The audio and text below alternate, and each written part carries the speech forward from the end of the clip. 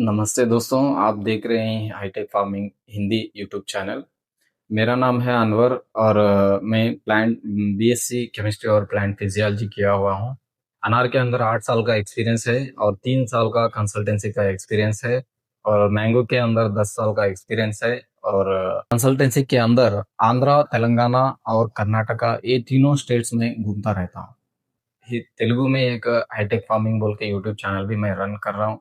वो 5-6 साल से वो चैनल जो है रन कर रहा हूँ।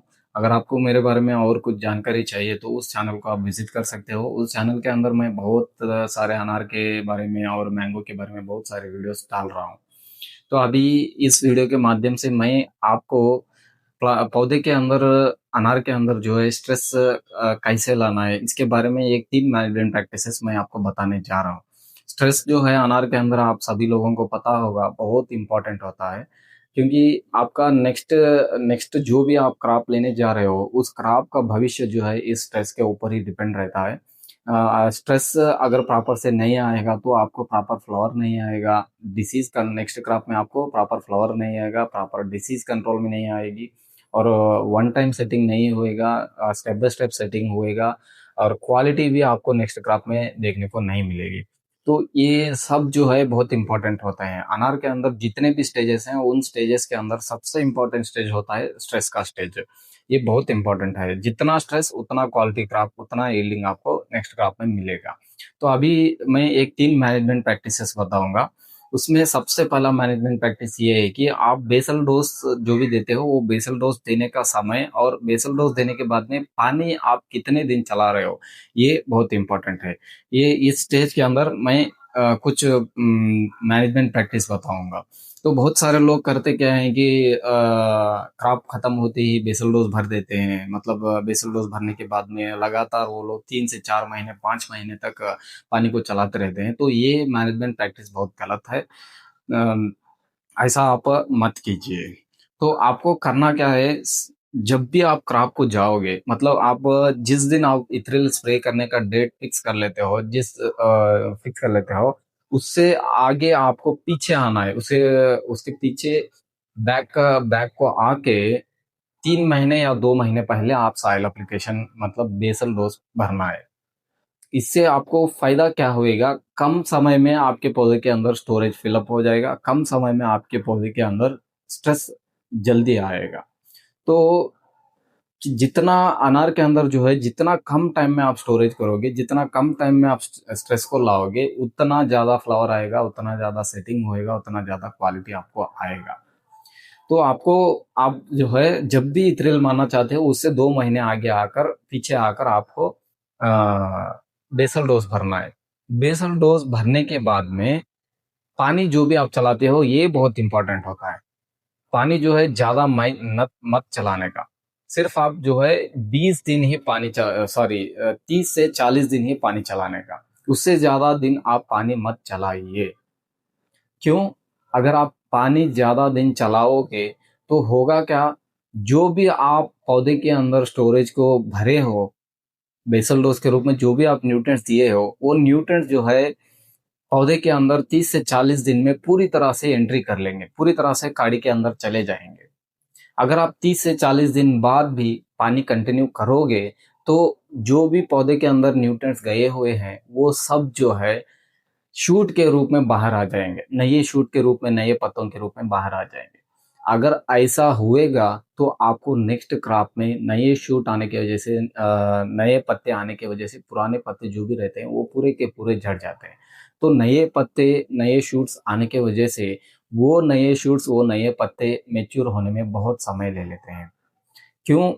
स्पेशली अगर आप नवंबर, दिसंबर, जनवरी का समय देखेंगे तो इस टाइम में क्लाइमेट जो है इतना अनार के लिए सूटेबल नहीं रहता है, क्योंकि बहुत कोल्ड रहता है और डे टाइम में बहुत कम सनलाइट मिलती है, डे टाइम भी बहुत कम मिलता है। तो पत्ता, जो भी नया पत्ता आएगा, नया शूट आएगा, वो मेच्योर होने में और काड़ी जो भी रहती है वो काड़ी मेच्योर होने में बहुत टाइम ले लेता है। तो आपको आपको जो है पानी चलाने का समय बहुत इंपॉर्टेंट होता है। इसलिए आप जो है पानी 30 से 40 दिन ही देना है, मतलब पौधे को 30 से 40 दिन के अंदर आप जो है न्यूट्रिएंट्स से रिचार्ज करना है। जब भी पौधा रिचार्ज कंप्लीट हो जाएगा 30 या 40 दिन में, वो रिचार्ज को आप खर्च मत करना है। मतलब आगे पानी देके उसको यूज नहीं करना है, वहीं पर उसको 30 से 40 दिन के बाद में पानी बंद करके उसको वहीं पर लॉक कर देना है। ये सबसे इम्पोर्टेंट होता है। ये पहला मैनेजमेंट प्रैक्टिस है। इस मैनेजमेंट प्रैक्टिस से आपको जो है, अगर आप इस मैनेजमेंट प्रैक्टिस करते हो तो आपको नेक्स्ट क्रॉप क्रॉप के टाइम में आप जो भी बेसल डोज भरते हो, क्रॉप जाने के समय में मतलब इथ्रिल करने के बाद में बहुत सारे लोग जो है फिर से बेसल डोज भरते हैं, मतलब दो दो बेसल डोज भरते हैं। ऐसा ऐसा आपको मत करने का, साल में एक ही बार कीजिए आप बेसल डोज। इस बेसल डोज का ये अगर आप 2 महीने पहले या 3 महीने पहले बेसल डोज भरोगे तो आपको आगे जा करके क्रॉप के समय में बेसल डोज भरने की जरूरत ही नहीं पड़ेगी।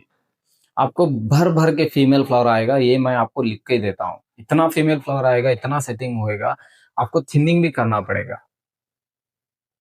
तो पानी जो है 40 दिन दीजिए, न्यूट्रिएंट्स को अंदर भेजिए, पौधे के अंदर जाने दीजिए, जाने के बाद में उधर ही लॉक कर दीजिए। ये पहला मैनेजमेंट प्रैक्टिस है। दूसरा मैनेजमेंट प्रैक्टिस ये है कि ये पहले मैनेजमेंट प्रैक्टिस और दूसरे मैनेजमेंट प्रैक्टिस को, ये दोनों जो है लिंक रहते हैं। कंपलसरी आपको ये दोनों प्रैक्टिसेस करना पड़ेगा। अगर आप फर्स्ट मैनेजमेंट प्रैक्टिस करोगे तो तुरंत सेकंड मैनेजमेंट प्रैक्टिस भी करना है, ये बात आप याद रखिए। तो सेकंड मैनेजमेंट प्रैक्टिस ये है कि जब भी आप पानी बंद कर देते हो, तुरंत आपको करना क्या है, 5 दिन गैप देना है। 40 दिन पानी देना है, 5 दिन गैप देना है, 5 दिन बाद आप तुरंत रूट प्रूनिंग कर देना है। ये भी बहुत इंपॉर्टेंट है, ये भी, इस बात को भी आप ध्यान रखिए। रूट प्रूनिंग तुरंत करना है आपको। अगर आप रूट प्रूनिंग नहीं करोगे तो पौधा नीचे से पानी को खींचता ही रहेगा। अब 40 दिन तक पानी दे जो भी दिए हुए हो, उसके बाद जो है 10 या 15 दिन तक जमीन के अंदर आपको नमी बनी रहती है, तो उस नमी को पौधा खींचता रहेगा। अगर आप पौधा जमीन से पानी को लेता रहेगा तो आपको जो है ऑटोमेटिकली शूट आने का प्रॉब्लम चालू हो जाएगा। तो हमको अनार के अंदर शूट को नहीं लाना है, जो भी काड़ी रहती है उसी को हमको मजबूत करना है, उसी के अंदर ही हमको स्टोरेज करना है।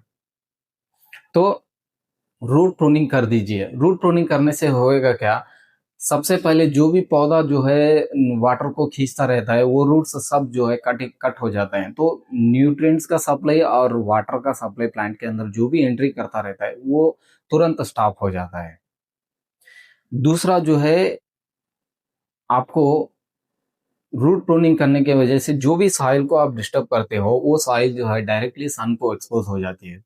तो जब जब जो भी सॉइल के अंदर मॉइस्चर रहता है, वो मॉइस्चर जो है ड्राई जल्दी हो जाएगा, फास्टली आपको ड्राई हो जाएगा। तो रूट कटिंग बहुत इंपॉर्टेंट है, रूट प्रूनिंग बहुत इंपॉर्टेंट है।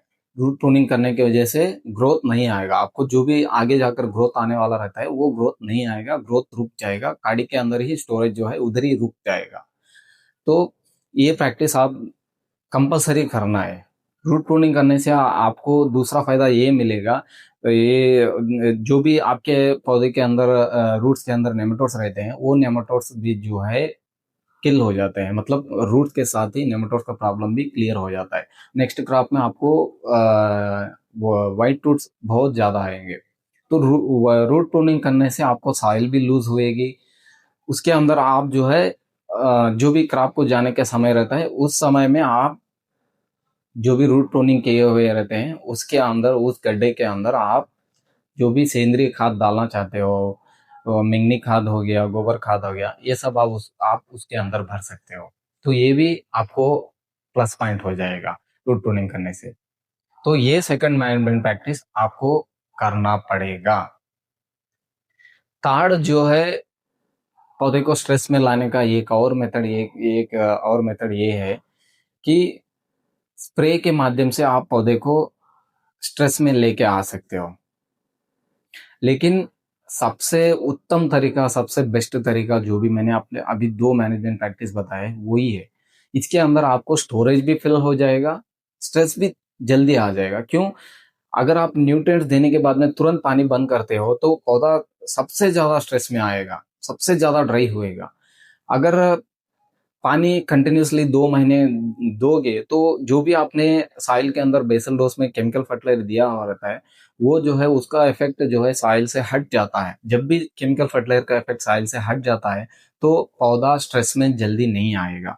आप सभी लोगों को पता होगा, जब भी आप बेसल डोज देते हो, जिस भी क्रॉप होएगी उस क्रॉप के अंदर बेसल डोज देने के बाद में पानी का रिक्वायरमेंट बहुत ज्यादा रहता है। पानी अगर नहीं देंगे तो पौधा जल्दी सूखना चालू हो जाता है। तो आप ये टेक्निक को, ये स्ट्रैटेजी को अप्लाई करना है। ज्यादा दिन पानी दोगे तो आपको पौधे के अंदर वो उस केमिकल का इफेक्ट हट जाएगा और बाद में पौधा स्ट्रेस में नहीं आएगा। सबसे बेस्ट जो है, साइल से जो भी स्ट्रेस आता है वो बहुत इंपॉर्टेंट होता है। उससे ही ज्यादा फ्लावर आता है, उससे ही ज्यादा आपको सेटिंग होता है। नेक्स्ट क्रॉप में दिक्कत नहीं होगी। तो थर्ड प्रैक्टिस, मैनेजमेंट प्रैक्टिस, ये है कि स्प्रे के माध्यम से आप पौधे को स्ट्रेस में ला सकते हो। तो इसमें आपको करना क्या है, जब भी आप प्रूनिंग करते हो, प्रूनिंग जब भी आप करते हो उसके बाद में, प्रूनिंग खत्म होने के बाद में आप इस स्ट्रेस के स्प्रे करना चाहिए। इसमें आपको करना क्या है, सबसे पहले डीएपी लेना है 10 ग्राम पर लीटर से, और उसके साथ में आधा ml इथ्रिल लेना है। ये दोनों मिलाकर आपको स्प्रे करना है। फिर 2 दिन गैप देना है। 2 दिन के बाद में फिर अगेन आपको करना क्या है, डीएपी 15 ग्राम से लेना है। फिर से आपको आधा ml इथ्रिल लेना है। थर्ड स्प्रे डीएपी 20 ग्राम से लेना है, इथ्रिल 1 ml से लेना है। तो 2-2 दिन गैप से अगर आप ये तीनों स्प्रे कर देते हैं तो आपको, मैं वादा करता हूं, जो भी आपका पत्ता रहेगा वो पत्ता पूरे का पूरा पीला बनकर गिरेगा, कंप्लीटली येलोइश बनकर ही गिरेगा। अनार के अंदर आपका जो भी पत्ता रहता है वो पीला बनकर गिरना बहुत इंपॉर्टेंट होता है। अगर पत्ता पीला होकर गिरेगा तो पत्ते के अंदर जो भी क्लोरोफिल होगा, जो भी कार्बोहाइड्रेट होगा, जो भी फूड होगा, वो सब जो है काड़ी में रिवर्स जाएगा। अगर पत्ता जो है पीला नहीं बनकर डायरेक्टली ऐसा ही गिर जाएगा, हरा हुआ पत्ता ऐसा ही गिरेगा इथ्रिल करने के बाद में, तो स्टोरेज भी जो है पत्ते के साथ वेस्ट हो जाता है। आगे जाकर आपको फीमेल फ्लावर आने में बहुत दिक्कत हुएगी। मेल फ्लावर ही सबसे ज्यादा आएगा आपको। तो ये बात आपको याद रखना है। तो ये तीनों स्प्रे करने से आपको 100% पत्ता जो है पीला बनकर ही गिरेगा। तो लास्ट स्प्रे जो भी करते हो आप, उसी को इथ्रिल का डेट मानकर आप चलना चाहिए आगे के ग्राफ में। तो बाद में जो है नॉर्मल प्रैक्टिस 7 दिन या 10 दिन के अंदर आप पानी दे देना है। तो ऐसे करके आपको इथ्रिल का डोज जो है ऐसा करना है आपको। इससे आपको ये जो है इथ्रिल भी प्लांट के अंदर जाएगा, दूसरा जो है स्टोरेज भी होएगा। डीएपी मिलाकर आप करने की वजह से, लो डोज इथ्रिल मिलाने से शूट जो भी आते रहते हैं वो शूट भी रुक जाएंगे, पत्ते के अंदर मेच्योरिटी भी बढ़ेगी और पौधे के अंदर स्प्रे के माध्यम से भी स्टोरेज बढ़ेगा।